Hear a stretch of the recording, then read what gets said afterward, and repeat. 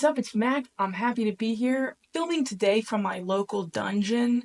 Um, Dungeon just felt right given the circumstances of this most recent episode of Destination X, where I was eliminated. But before we get to that, let's talk about the dungeon. Okay, so the first challenge is this whole situation where you have to find some keys. There's seven of us. There's six keys to start. If whoever doesn't find a key, whoever's left out, has to go sleep in the dungeon. Then there's going to be more challenges, more riddles, and it ends with one person winning the challenge and getting to sleep in the castle. Okay, so Jeffrey tells us all of this at the start. There's a crazy echo in here. Hello. Nobody called back, so there must not be any ghosts. Um, Jeffrey tells us all of this, and what I hear is like, okay, I'm either sleeping in the dungeon or I'm sleeping in the castle, right? Um, Really all I wanted was to sleep in the dungeon. Did I want to win the challenge? Of course. Did I throw the challenge? Absolutely not. I straight up couldn't find a key. But I I wanted the dungeon. Not because I thought there'd be better information, not because I thought there would be more clues down there. In fact, had had everybody, kind of done what they were supposed to do, I would have received literally zero clues. And I think that was kind of the intention of it, is that whoever is first to the dungeon gets absolutely nothing. I just wanted to be in the dungeon because the dungeon sounds so much cooler. One thing, and I might talk about this a little bit later in more detail, but I was really loving this whole experience of shooting the show because it was unduplicatable. You couldn't duplicate or replicate. I think replicate would have been the more correct word. The whole situation was unreplicatable. I've traveled a ton. I've seen a ton of amazing places. I've traveled all over the world. I've been to 50 something countries. I've seen a lot of the world. I've done a lot of really cool things. Everything that I have done, for the most part, can be redone. It can be replicated. I can purchase the same experience again. It might not be exactly the same. I might be with a different person. But if it's a person who's close to me, then chances are I could, to some extent, replicate it and bring that person along again. But this entire show was unreplicatable because I, as a person, could not purchase any of these experiences. I could not fly to Europe and you know, do any of this. I couldn't have run around a maze to find these clues. I couldn't have um, tried to dig up clues in the Swiss Alps. Like there's some things I maybe could have done, right? I could have run around the town of Orvieto. It wouldn't have been the same stakes, so it wouldn't have been really kind of the same experience. But like, we were at this castle, and I remember thinking, oh, this castle is beautiful. But I also know, like, you can book castles on Airbnb. You could stay in castles in Austria. And like, while a castle would be super cool, of the two experiences, the dungeon is way less replicatable. And also, it just sounds way cooler. Also, as a person, I'm kind of more of a dungeon girl, if you know what I mean. I've been asking Jeffrey pretty much every country we went to, like, hey man, you gonna take us camping? I was so excited when we got to Germany when we were in that forest. Um, because I was like, oh, this is perfect. Like, we're gonna do our silly little lying challenge, blah blah blah blah blah, and then we're going to be left here to camp, and I was so excited about that. I was actually even a little bit, tiny bit bummed when I found out that Janae and I had won that challenge, because I was like, shoot, this might mean that we're saved from camping, and that's my worst case scenario. I would have been pissed if everybody but me and Janae had gotten to camp. Janae probably would have been thrilled, but nevertheless, when I heard dungeon was an option, I was like, there's no way that I could book this dungeon. I think you can book to stay in that castle. Maybe I could be wrong about that. But like, this is a apparently 900-year-old dungeon. Maybe not the dungeon, maybe just the castle. I'm not super clear. It doesn't matter. But anyway, I really wanted to stay in the dungeon. I was super excited when I lost first. That is not shown at all because I think they want to like, oh no, I lost. But I was pumped to be in the dungeon. I got to go hang out in the dungeon alone. I got to pick which bed I want. They were all the same. Some of the cots were actually broken, so that was kind of a bummer. But I was so excited to be in the dungeon. And then when everybody came down into the dungeon, it was like, this is so much fun. Like, we're having a slumber party in the dungeon. And we had so much fun. We had so much fun down there. We were telling fake spooky stories. We were playing little pranks on each other. Um, they kind of showed this, but not really. So right before it cut to commercial, if you watched on NBC, I don't really know. I guess on Peacock it would.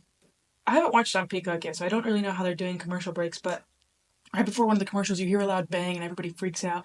So what happened was one of the producers threw a water bottle. There was a big window at the top that we couldn't reach. One of the producers threw a water bottle at it and it opened it up. Everybody freaked out. It was so funny. I don't believe in ghosts.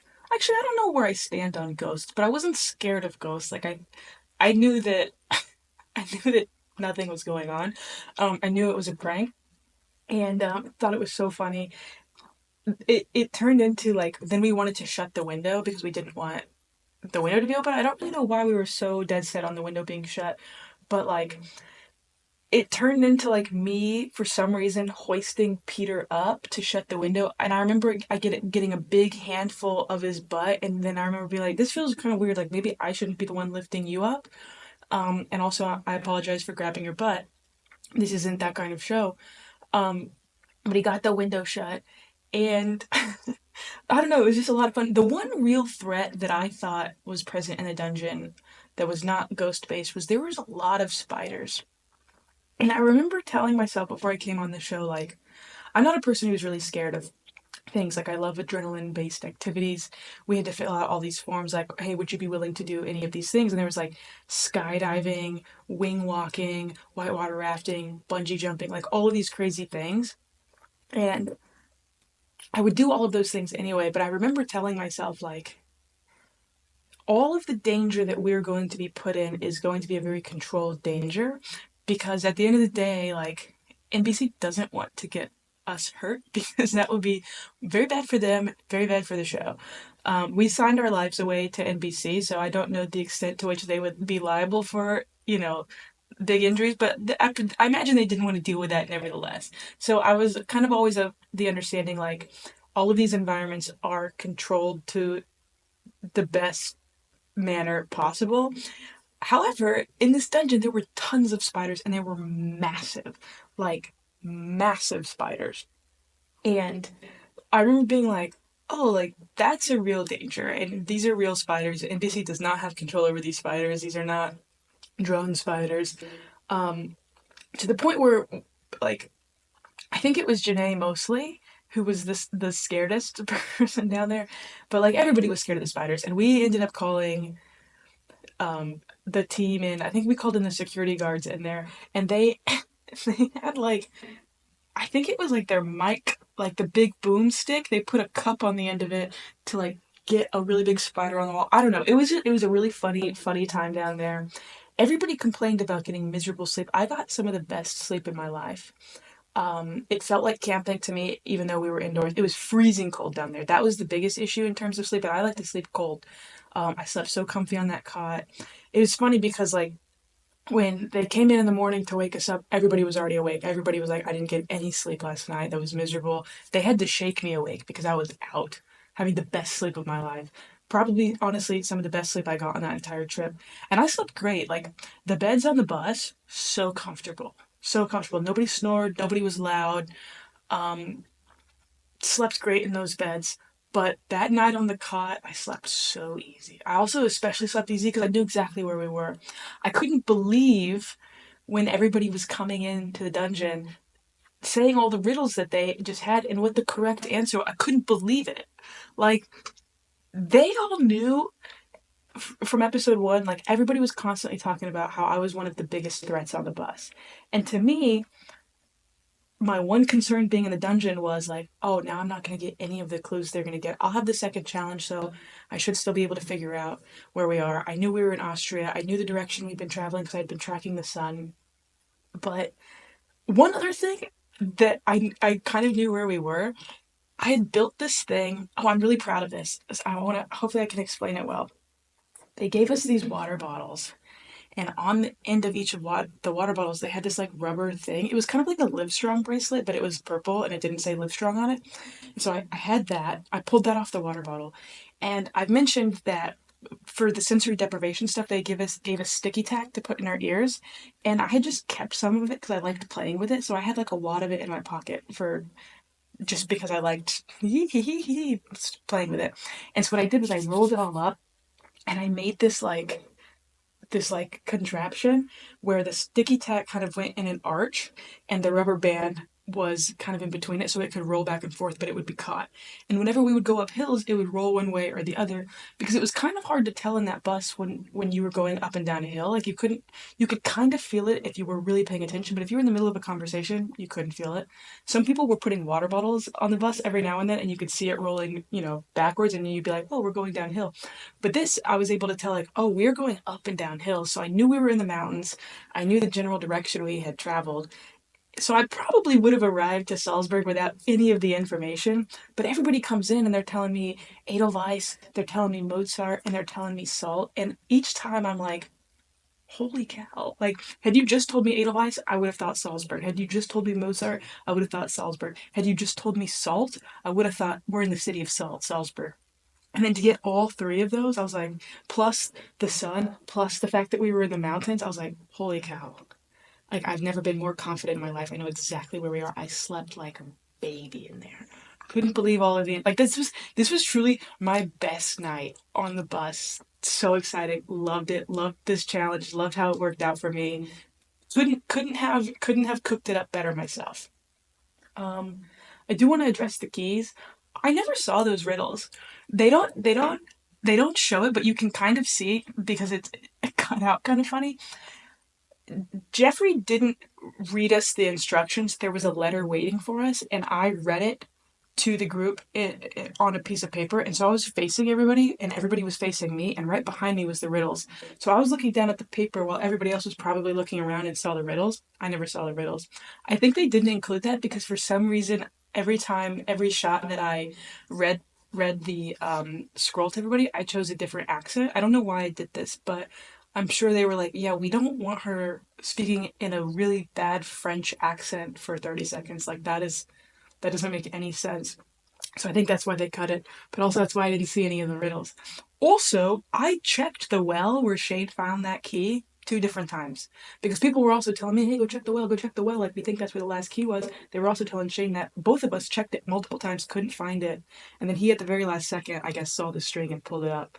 But again, everything worked out perfectly. I was so happy with how all of that worked out. It was incredible.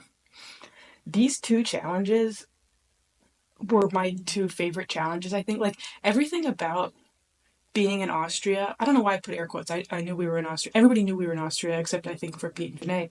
But like getting to run around at any point in time, I loved it. The fact that I got to go to the dungeon, loved it. For the second challenge with the yodelers, loved getting to run back and forth. My shoes are off at some point in time, getting my toes in the grass. It was absolutely incredible. But on the yodeling challenge, I didn't get anything from that. In fact, after the dungeon challenge, I was like, gosh, I hope we don't do another challenge. Like, I think it's so obvious where we are. I couldn't believe watching it back that nobody knew where we were. Like, I thought those were the most obvious clues that we'd received throughout this entire game. And I was like, God, I just hope that for some reason we're only doing one challenge for this country because if more information comes out during the second challenge, then everybody's going to know and it is going to be bad. But I didn't really get anything out of the second challenge. It kind of, I've never seen the movie Sound of Music, except for my mom actually texted me and told me that I've seen that movie multiple times. I don't really remember anything in particular. I just knew it had been shot in Salzburg because last Christmas, my friend Maddie and I and a couple of other friends were actually planning on driving up to Salzburg to go see some of the Sound of Music like shooting locations and do other things in Salzburg. We didn't end up going, but that's why I knew Sound of Music had been shot there. Never seen it, but I knew that there was something about like rolling hills and singing. And so I saw these yodelers and I was like, oh, they're singing on a hill. Like, I already know we're in Salzburg, but I guess that's more information. I don't know. But I loved that challenge. Like, I wasn't even really trying to find the correct yodeler. I was just kind of running around listening, like having an absolute blast. I didn't care about not being in the map room. I knew exactly where we were. I thought, if anything, like, put me in the map room. Like, this is fantastic. Who cares? Turns out I maybe should have cared a little bit more about potentially not being in the map room, but whatever. At the end of that, challenge, we find out that it's me, Peter, Janae, and Shane going into the map room. And once again, I felt incredibly confident. I knew at that point Peter had no idea where we were because I'd been talking to Peter and he thought we were in Switzerland. And I think I mentioned last episode, maybe I didn't, but I was being really nice to Peter and Janae. One, because I liked them a lot as people, but two, because like I was working with Biggy, Shane, and Allie trying to get them out, and I wanted to know what they thought. I wanted to know what their information was. I knew Rick was working with them, and they were never going to believe what I said. But it's always helpful to know where other people think they are. I assumed that at that point they were thinking Switzerland because that's what Pete had said, and I figured Janae was going to do whatever Pete was saying. And I had a pretty good hunch that Shane had no idea where we were. And so I was feeling really confident, like, okay, the four of us, I'm the only one who knows where we are. Like, we're good to go. Anyway, point of all of that is after both of the challenges, I felt incredibly confident. I think it's important to address why I told Biggie Salzberg. It looks like in this episode that all of a sudden, on a whim, I decided to try to buddy up with Biggie by just leaking information to him for absolutely no reason. And I've talked about this in many of the episodes. Biggie and I were super close. Biggie was my best friend on the bus. Kim, and I would talk constantly. Kim's obviously gone at this point, but like the three of us were always talking about everything. We were always sharing information. There was no official alliance between me and Biggie. Like, there was no, like, okay, the two of us need to split up and try to get clues and then we'll come to. It was never anything like that. It was kind of more like, I feel like we were just talk through things and we both trusted what we were both saying. And so we were always telling each other what we thought of the clues, where we thought we were. That started back in Paris. Actually, it kind of started in Switzerland. It wasn't as official in Switzerland. We weren't as close in, but for sure by Paris, we were always telling each other everything we thought, sharing all the clues. So in this episode, once again, it was before the second challenge. It was before we knew who was going to be in the map room. We were talking about the clues from all the riddles, and he was kind of thinking like, "Oh, could be Vienna, could be Salzburg," and I was like, "It's for sure Salzburg, like 100%. Like these clues, and this is why they need Salzburg. Like Salt, Salt, City of Salt. Mozart is from Salzburg. Also, there's a Mozart museum in Salzburg. Edelweiss, that's from Sound of Music, that was shot here. Also, Sun. Also, Rolling Hills. Blah blah blah. And so we were just talking about that. I didn't just go up to him like, here we're in Salzburg, surprise. It wasn't like that at all. And the bummer is, the biggest mistake I made in that is there was no need for me to tell him then. Again, that was our relationship. We were always telling each other everything. But because we were starting to get a little bit lower on numbers and because I didn't know who was going to be in the map room yet, I shouldn't have told him. And so like he beats himself up for telling Shane and that being the reason that I got out. But there's like absolutely an element of that is my fault because had I not told Biggie, would he have arrived to the Salzburg conclusion on his own? I kind of think so. I think he would have figured it out. He was a really smart guy. But there's no way to know for sure. So I do have to take some of the blame for that. But I do want to be clear that me telling him Salzburg wasn't out of nowhere. That had been happening throughout the entire show. But I really didn't think he was going to tell Shane. You could tell when Jeffrey tells me at the end that I'm shocked that it was Biggie. I was so shocked because, like, I thought he knew better. I didn't think, even then, I didn't think that he did it on purpose. I didn't think he was like, oh, this is the chance to cause a tiebreaker and now Mac's going to get out. I really believed that he didn't think that Peter and Janae were also going to get the city right because we've been both talking to Peter and he was saying Switzerland. But I knew Rick was working with Peter. I thought everybody knew Rick was working with Peter because it's a small bus. You can see who's talking to each other. And when two people go to be alone in the bus, they're not just they're not just chatting about nothing. Like they're talking about the clues. Otherwise, they would just continue chatting with everybody else. There's no need to seclude yourself. And Peter and Rick were constantly secluding themselves. So most of us, I thought, knew that they were working together. But I think Biggie just trusted Rick so much and just believed that he wouldn't do it, and then assumed that telling Shane wasn't going to backfire. Obviously, it did, and obviously that was shocking to me.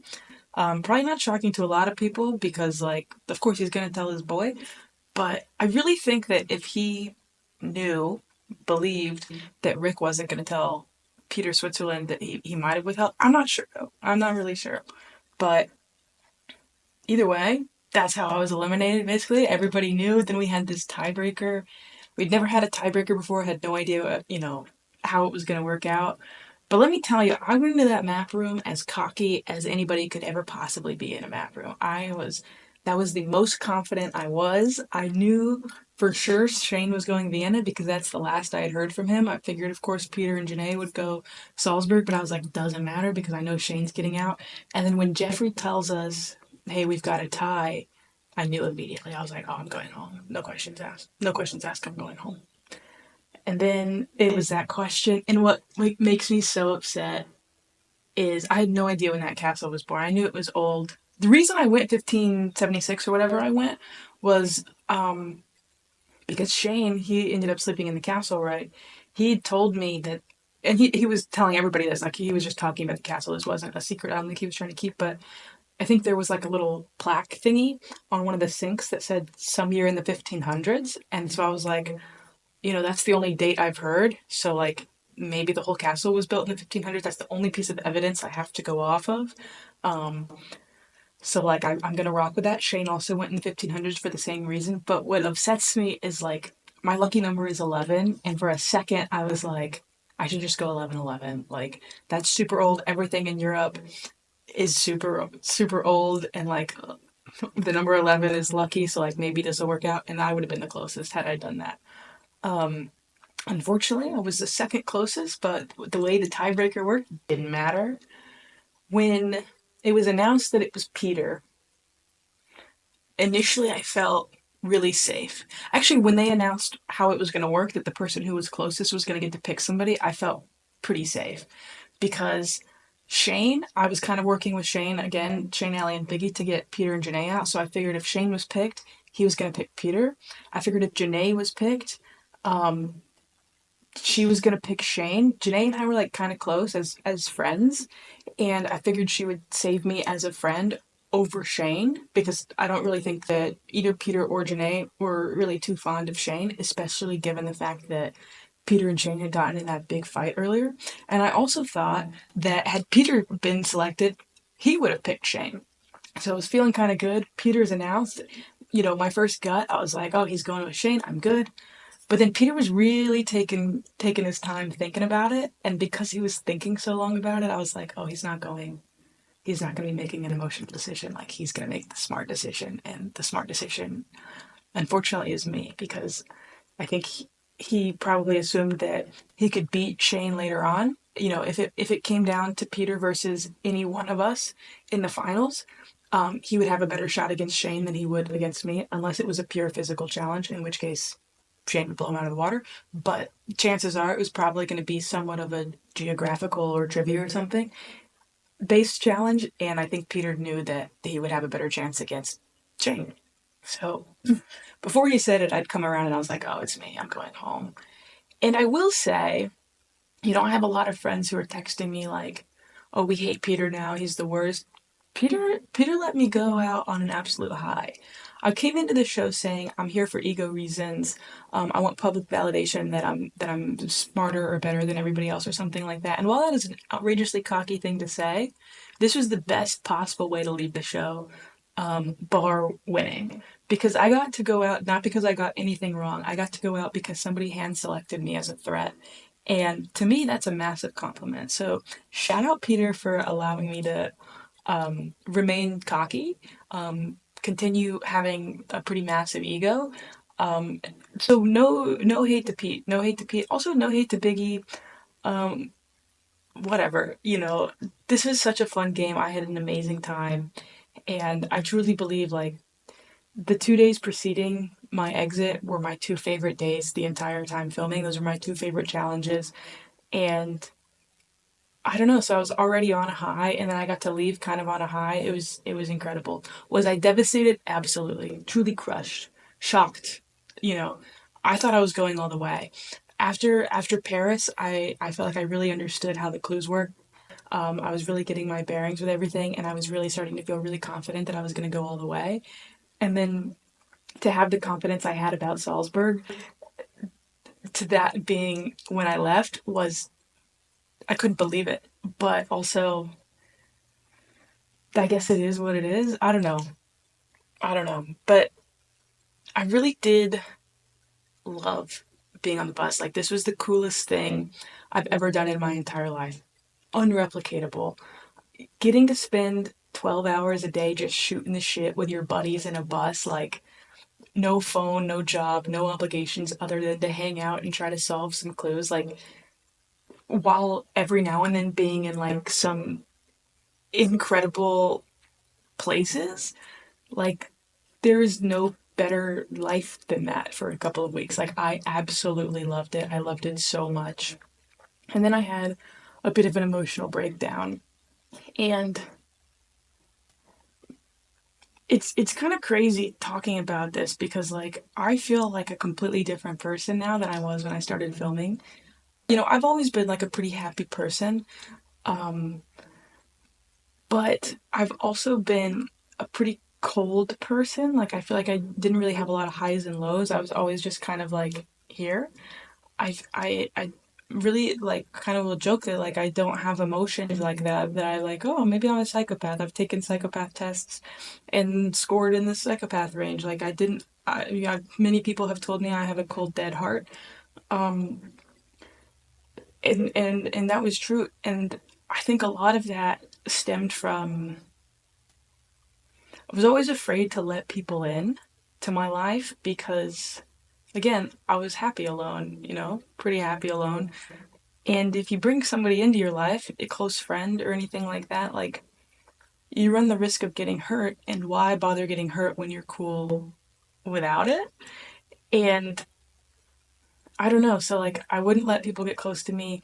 You can ask, like, any of my friends from before the show. I wouldn't tell them I love them because that was too scary. Because, like, when you open yourself up to loving someone, like, you also open yourself up to being super disappointed by them. And I've been super disappointed in my life. Like, people who I've thought loved me then hurt me beyond belief. And I kind of told myself after that, never again, never again. Like, I can be independent. I can do everything I need to do on my own. I don't need anybody else, because I'm happy, I'm good.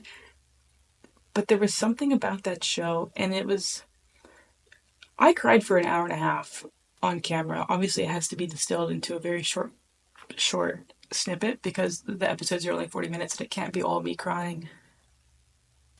But really, what it was like, being on this show was an environment, again, unreplicatable. Like, I don't think I could have therapized myself to these epiphanies because I think I had to just experience it. And when you're in an experience like this where you don't have anything, you can't do anything for yourself. Like, we were told when to go to sleep, we were told when to wake up, we were told to some extent what to wear, we were told when we could eat, we were told what we could eat, we were told when to go to the bathroom, we were told when to shower, we were told when we're allowed to see things, we were told when we're allowed to hear things. If we needed something, we had to ask for it. Like, we could do nothing on our own. We were forced to be dependent on other people. Beyond that, it was people's jobs to like make sure that we were good every day. Like, never in my life, and this is not an indictment on my friends, I think this is an indictment on myself. Like, never before in my life have I feel like just been asked point blank by somebody like, "Hey, are you okay? Like, do you need to talk about anything?" And it was somebody's job to do that, but still, like, it was like, every couple of days you have somebody come up to you, say, "Hey, Mac, like, are you feeling okay? Like, are you okay? Do you want to talk? Like, how are you doing?" And I'd never had that. I think, again, because I push people away and I don't let them get that close to me to where they would even notice maybe that something is wrong. But having what felt like people truly care about me and my well-being. I mean, it was one guy's job, not his entire job. He had many other things to do, but I drank a bunch of monsters, and it was his job every morning to hand me a monster or to pour me a monster into a different bottle because the monster labeling tells you what country it's from, so I couldn't see the can because then I would know where it had been purchased. But like, to give me a monster, and then carry around monsters throughout the day in case I wanted an additional one. Like, it was people's job to take care of me, but I felt so taken care of. I felt so looked after. If I needed something, I had to rely on somebody and they would get it for me, and they came through every single time.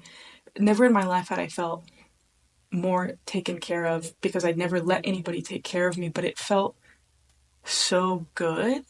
And again, while this was people's jobs, like it felt genuine, it felt authentic. I felt loved, and I felt loved just being who I was. I wasn't didn't have to do anything to receive that love. I just had to exist as myself, and people would show up and take care of me and love me. And I never experienced that, and I didn't think I wanted that. I didn't think it was worth the risk, but it felt so good. I felt so like fulfilled and satisfied in a way that I'd never really felt before. And on the bus, what prompted me crying is I was asked, "What have you learned about yourself?"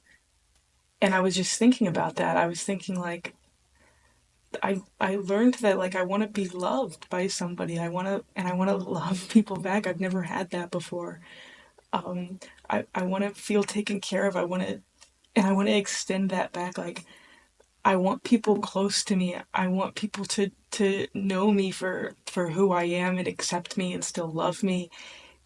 And I never let anybody do that. And I just like thinking about that and talking about that, like I just started to crumble. And then also like I everything in my life that has ever like gone wrong or like anything bad that has ever happened, like I've just shoved it down because I don't know how to talk about it. And I just kept thinking like, God, I wouldn't have all of this pain inside of me if I had just talked to somebody, if I just reached out. Like there are people, like I have good friends who would listen to me, certainly. Again, none of this is an indictment on my friends. This is me not letting people in. But I was thinking like in processing all of this in real time in front of a camera, like, God, I wouldn't have all of this anger and sadness inside of me if just once in my life I had asked somebody, hey, can I talk to you about this? And I felt like I was dealing with all of the pain I'd ever dealt with because I never knew how to deal with pain, right? I never learned that skill and I'm an adult, so at this point it's on me, but like, and there were so many other things where I just never properly dealt with. I never talked to anybody about. I just had all of this pain sitting inside of me and I just felt it all in that moment on that camera and I just lost it and I just cracked and I just cried because it was like, for what? There are people willing to love me and I haven't let them. There are people willing to take care of me. There are people willing to come through for me. And I've been so scared of getting hurt that I just hurt myself. Like, for what? That's so dumb. And I don't know. It's a crazy big takeaway from a silly little reality television show, but I